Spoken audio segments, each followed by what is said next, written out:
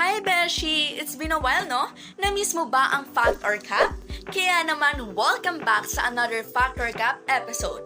Ito na nga ang chika. For sure, alam mo na ang mga Your Honor, lumaki ako sa farm at birth certificate means. Sa kabila ng mga nakakatawang posts, kalakip ay matinding pangamba sa national security. Kasunod nito ay ang mga paglabas ng iba't ibang pahayag, komento at aksyon ng gobyerno. Katulad na lamang ng isang YouTube video na nagsasabing ipapakulong na ni President Marcos si Mayor Go. Hala, so scary, pero totoo kaya?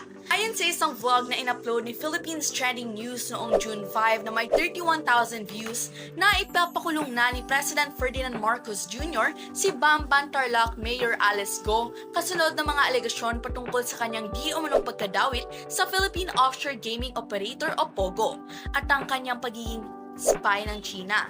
Totoo kaya? Ngunit bago ang lahat, paano nga pa tayo nakarating dito?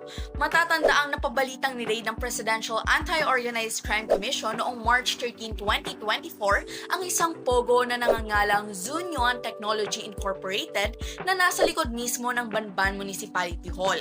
Kaya naman nagdulot ito ng mga alegasyon na konektado ang mayor sa mga POGO hanggang sa pinatawag na si Go sa Senado at nakarating na tayo rito. So, totoo nga ba na aarestuhin na ang mayor ng Banban Tarlac? Tanungin natin yan sa ating batas. Una, walang binanggit sa Article 7 of the 1987 Constitution na may kapangyarihan ng Presidente ng Pilipinas na ipaaresto ang isang individual. Pangalawa, ayon sa Section 5 at 6 ng Rule 113 of the Rules of Court na ang judge lamang ang may kapangyarihan mag-issue ng warrant of arrest, pero sabi rin ng batas na may kakayahang mang-aresto ang isang peace officer o private person kahit walang warrant of arrest sa iilang kondisyon. Ito ay kapag ang isang tao ay gagawa at gumawa ng isang krimen o kapag nagawa na ang krimen. At huli ay ang isang tao ay nakatakas sa kulungan.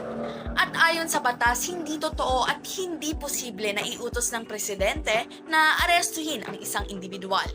Ngunit ano bang meron sa POGO at ano nga ba talaga ito?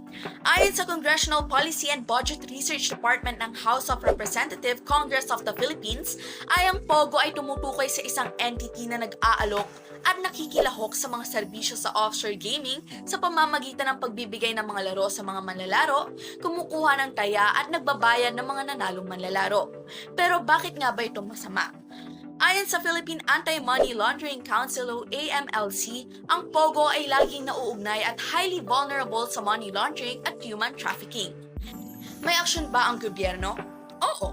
Katulad na lang ng pagre-raid ng iba't ibang POGO, pag-aaproba ng House Bill 5082 and House Resolution 1197 na naghahangad na iban ang lahat ng POGO at gawing ilegal ang kanilang mga serbisyo at hanggang ngayon, ilang senador ang nag-uudyok sa presidente na iban ang POGO at ipasa na ang mga House Bill at Resolution. Ngunit sapat nga ba ang lahat ng ito upang mabawasan na ang POGO? Hindi. Now you know. Want to know more about the POGO industry? Abangan! Dito lamang sa Explain PH.